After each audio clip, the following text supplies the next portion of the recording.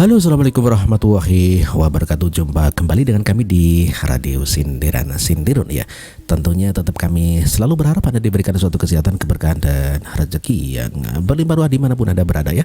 Ya, baik Anda yang di dalam negeri maupun yang sedang merantau di luar negeri ya. Tentunya demi menggapai masa depan yang lebih gemilang begitu bro. Sukses selalu buat Anda semuanya. Oke. Dan pada kesempatan ini kita akan baca sebuah tulisannya. SBY game over, Jokowi menang. Oke, kita langsung saja menuju kepada spesial what ya, adalah siwet gitu ya, spesial what. Oke, kita langsung saja baca.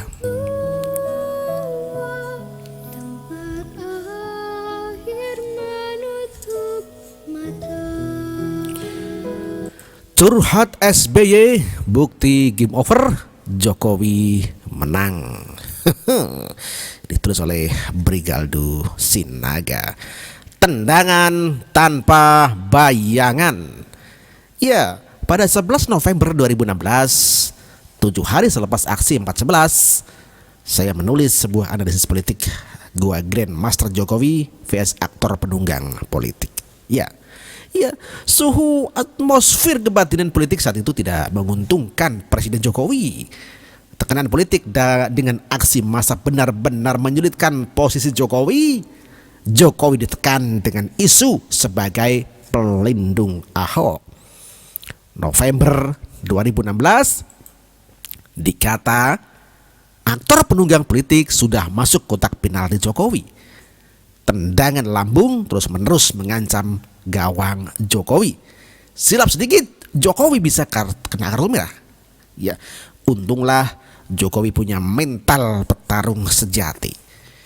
Di tengah kepungan segala penjuru, Jokowi dengan cerdik membuka pertahanan grendelnya. Jokowi membiarkan Rizik Syihab dan kawan-kawannya menjebol gawang Jokowi. Babak pertama skor 1-0. Ahok ditetapkan sebagai tersangka. Rizik senang bukan kepalang. Asanya melambung hingga ke bulan, menyentuh langit. Permainan rehat sebentar. Ya, Rizik Syihab menarik mundur pasukannya. Tuntutan Ahok dijadikan tersangka sudah tercapai. Aktor politik alias penunggang kuda gelap puas tersenyum. Rizik Syihab kipas-kipas sambil tersenyum puas. Mimpinya nampaknya bakal terwujud ya. Bakal terwujud. Jokowi lengser. Menunggu pertandingan babak kedua, Jokowi langsung putar otak. Ada yang tidak beres. Rizik Syihab bukanlah otak pergerakan. Ternyata ada mastermind di belakangnya. Siapa dia? Jokowi hanya menyebut penunggang gelap saat konferensi pers malam selepas aksi 4.11 usai. Sontak pancingan Jokowi ini ditelan sang aktor. Tiba-tiba SBY ayah AHY, cagup yang sedang bertarung dengan Ahok, buka suara. SBY baper. Tudingan Jokowi ini menurutnya seolah-olah menunjuk dirinya. Perang semakin terbuka. Ultimatum GNPF MUI bakal bikin aksi lebih besar lagi, bikin Jokowi geram. Tidak tanggung-tanggung, Jokowi langsung lakukan konsolidasi pasukan dan konsolidasi sosial. Konsolidasi sosial, Jokowi dengan mengunjungi para ulama dan ormas Islam menjelaskan kondisi real Indonesia, meneduhkan temperatur politik. Ormas NU, Muhammadiyah dan para ulama tidak luput dari kunjungan silaturahmi Jokowi. Ya, konsolidasi pasukan Jokowi dengan mengunjungi markas Kopassus di Cijantung, Makobrimob Kelapa II, Depok, Makomarinir menunjukkan sisi batu karang Jokowi. Pesan Presiden Jokowi terang benderang bahwa negara siap melawan siapapun yang mencoba memecah belah. Ya, Jokowi memberi kesan tegas kepada aktor-aktor politik yang menunggangi aksi demo 4.11 untuk tidak main-main lagi. Jokowi tidak gentar dan bergeming dengan ancaman berapapun jumlah massa yang hendak diturunkan untuk merongrong negara. Tibalah pertandingan babak kedua. Aksi 211 dirancang untuk menjatuhkan Jokowi. Jumlah massa yang dimobilisasi 4 kali lipat dari aksi 411. Tekanan semakin memuncak. Saat itu jantung publik berdegup kencang. Kasak busuk Jokowi akan jatuh seperseliweran di grup WA. Rakyat menanti harap-harap takut. Iya, saat jelang subuh menjelang aksi 212, 11 aktivis diciduk. Mereka ditangkap dengan tuduhan makar. Bahkan sambil geledek publik tersengat. Apa yang terjadi? Padahal Jenderal Tito dan Jokowi sudah tahu rancangan jahat penunggang kuda ini sejak jauh-jauh hari.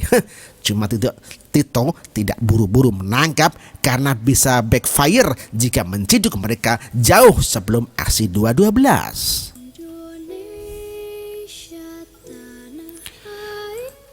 Jam sholat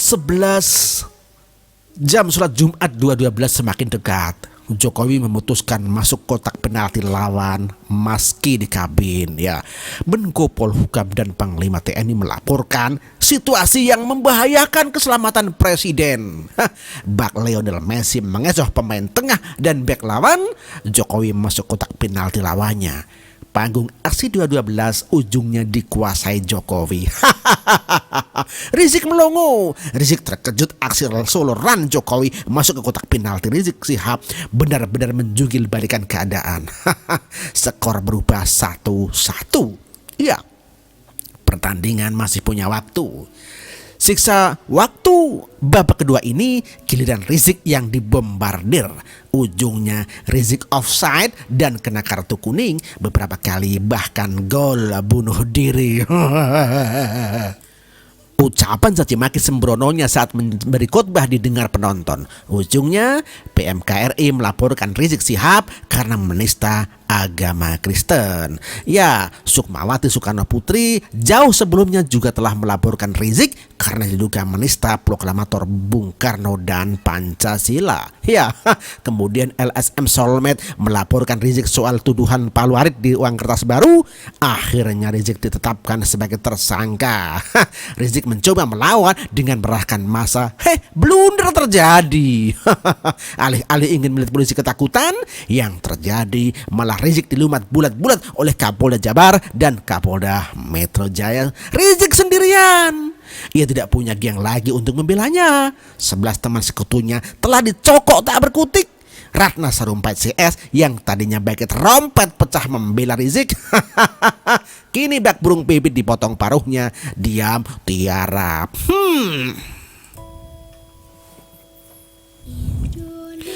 Ya, setelah dipastikan Rizik masuk kotak, giliran co-driver putra mahkota AHY yang diperiksa.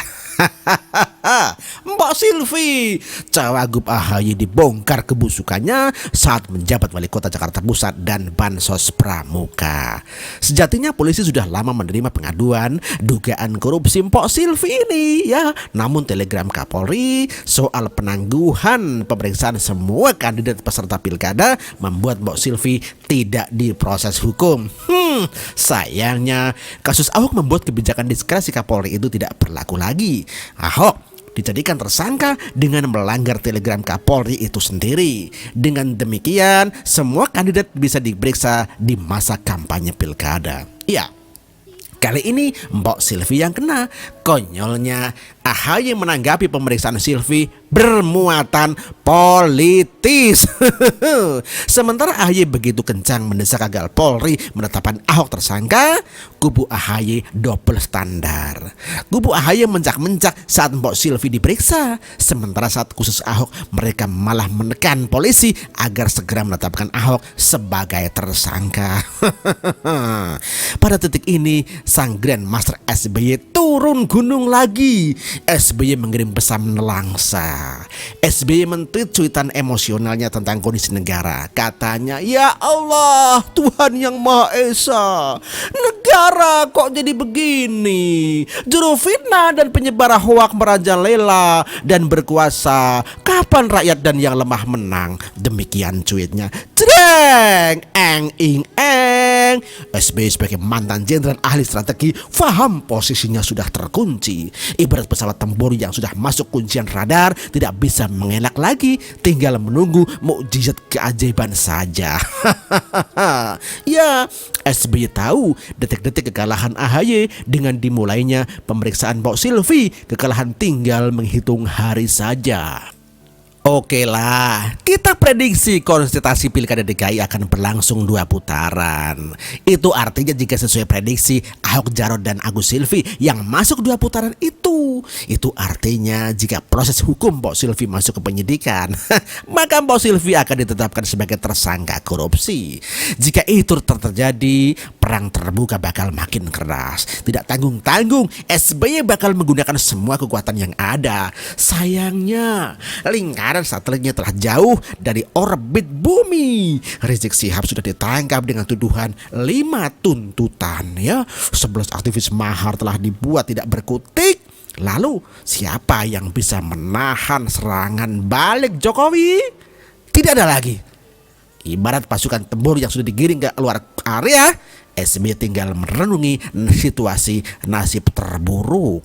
Ya, situasi terburuk itu bukan karena Mbok Silvi yang kena jerat pidana korupsi, tapi putra mahkota Ibas yang bakal diobok-obok keterlibatannya dalam kasus proyek Hambalang dan kasus SKK Migas. Ya, nama Ibas sudah terlalu sering dinyanyikan oleh Nazarudin dan Anas Urbaningrum. Ya, jika skenario apik ini benar-benar terjadi, lupakan Pilkada Jakarta. Pilkada Jakarta tak seru lagi. Game over. Tendangan tanpa bayangan Jokowi akhirnya berhasil menggilas semua lawan-lawannya tanpa seorang pun menyangka. Tiba-tiba saja semua jatuh tergeletak tak berdaya. Dinginnya hujan di malam minggu ini Pak D. Ya, semakin dingin, salam perjuangan. Begitulah kura-kura Brigaldo Sinaga. Oke, demikian telah kita baca dari Brigaldo Sinaga, mencintai Indonesia dengan keragamannya. Nomor WA ada FB Brigaldo Sinaga. Demikian bro telah kita bacakan ya. Tentunya ada komentar dari Oli Gisnawati.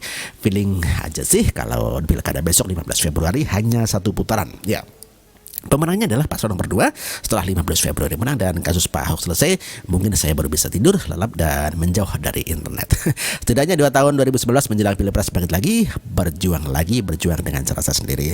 Serasa senyap kali aja Pak Ahok mau menjadi wapres Pak Jokowi. Ya. Ya, bila debat pilkada adalah hafalan buat si Angus, maka buat Ahok adalah kejutan pada kenyataannya. Terakhir ujung-ujungnya debat positif Mbak Uli, Ahok next cawapres 2019 ya. Perjuangan belum selesai, jangan hibernasi. 2 tahun ya, 2 bulan aja gimana. Anggap aja lagi cuti, kalau 2 tahun kan kesannya rasain gitu ya. Ada Julius, tenang Pak Mantan, masih ada si Roy Kumis beridah manis siap memijat menjilat ya segala capek-capek dan kegalauan Pak Mantan. Ada Pak Ija mengatakan tertawa Wika. Sukamdi, be patient, it ain't over till the fat lady sings. Oke, terima kasih bro dan mohon maaf apabila ada kekurangan. Wassalamualaikum warahmatullahi wabarakatuh. Oke.